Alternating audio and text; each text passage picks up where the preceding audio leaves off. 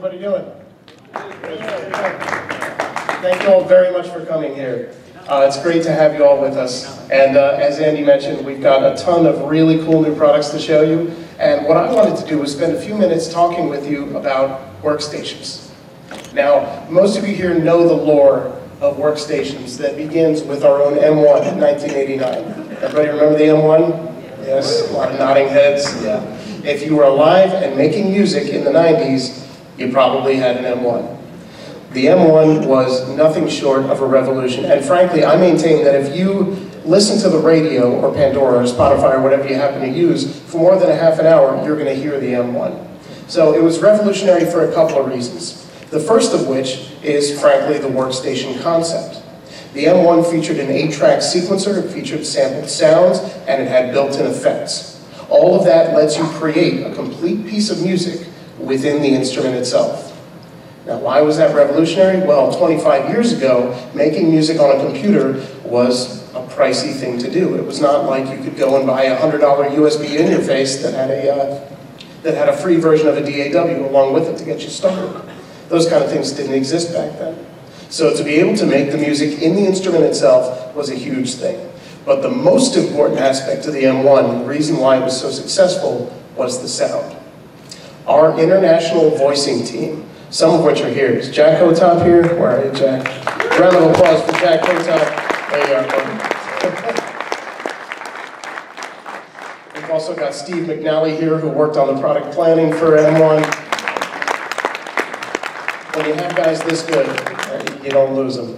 So what they did is they took 4 megabytes, not gigabytes like you know now, megabytes, like 3 floppy disks, of PCM-ROM, that's 4 megabytes of sample data, and turned it into a realistic piano, realistic strings, realistic horns, everything you could need, a compendium of sound.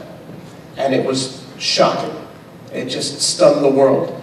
People would get the M1 and use it as the main axe in their live rig, and it was a humongous asset in the studio as well.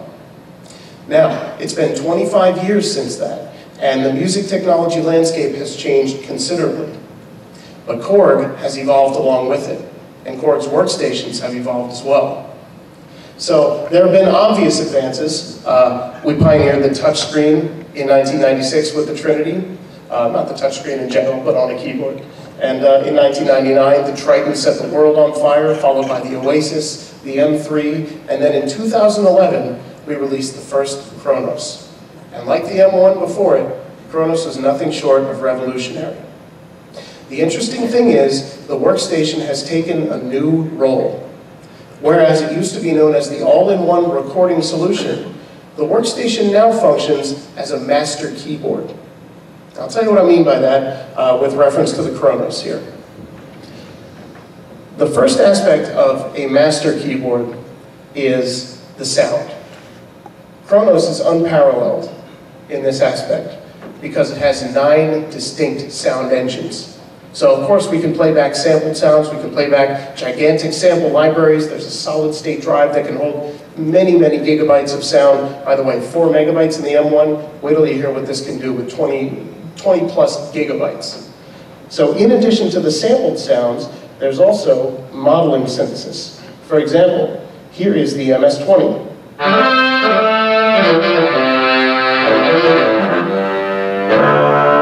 A brass sound recreated with the MS-20. Then there's the Poly 6.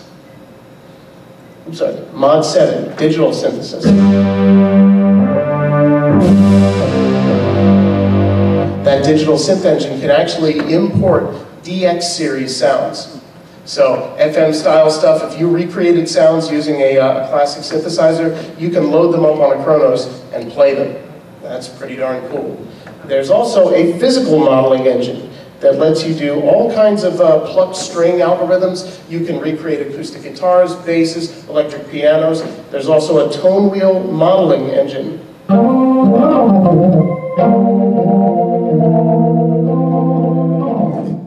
It's hard to do this with a mic in one hand, by the way.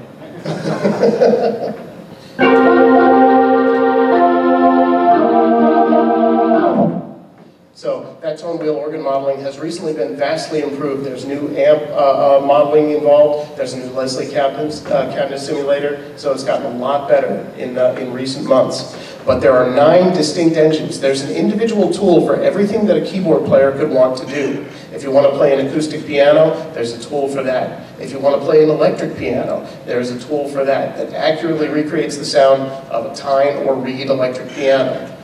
And each one of these engines is at the top of their game. So you can be confident that whatever sound you need as a live keyboard player or a studio keyboard player, studio musician, Kronos is going to deliver that.